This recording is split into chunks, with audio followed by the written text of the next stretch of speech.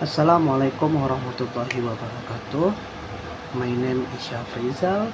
I'm from PBI 7A.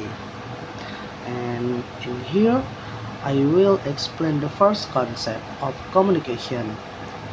And the first, speak act. According to Shirley G.L. 1969,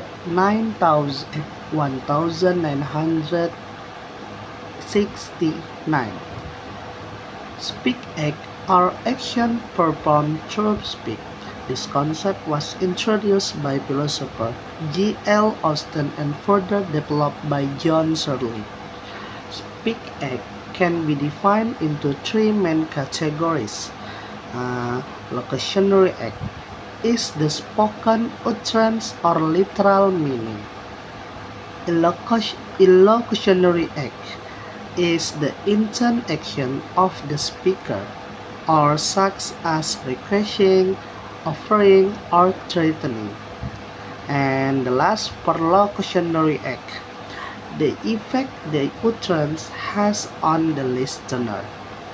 The example of speak act, locutionary, like close the door, and illocutionary, like asking someone else to close the door, and perlocutionary, like the person closed the door after hearing the utterance. These are the part of speak act. The second is polytense. According to Bromfield and Levinson SG 1987, their journal polytense some universal in language usage. Polytense in communication refers to how a person interacts while considering the feelings and social status of others. A well-known polytense theory is Brown and Levinson polytense theory, which classifies polytense into two types. One type, positive polytense, is respecting social relationship and showing concern. And two, negative polytense, finding threat to other face. The example of polytense. Positive polytense, like I really appreciate your opinion on this project. An example negative polytense, like excuse me, if you don't mind, could you explain this further?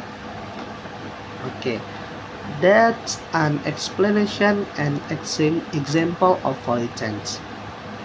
The third is turn taking. According to Sack et al. 1974, in the journal A Simple Systematic for the Organization of Turn-Taking for Conversation, they explain that turn-taking is a mechanism in conversation where participants take turn speaking. This is important for maintaining the flow of communication and avoiding confusion. There are several rules governing turn talking, such as the use of intonation, pause, and non-verbal signals. The example, in a group discussion, one person speaks while others listen. After finishing, another participant can raise their hand or give a verbal signal such as I would like to add something. This is example. And in this case, in a meeting, in one person speak too long without giving other a chance. It can cause tension and dissatisfaction. And next, finally, the and the first is code switching.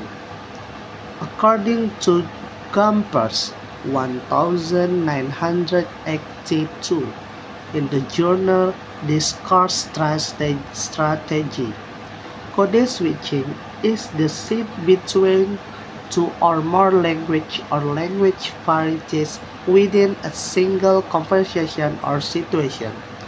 This often occurs among bilingual or multilingual speakers and can be triggered by context, topics, or social identifier.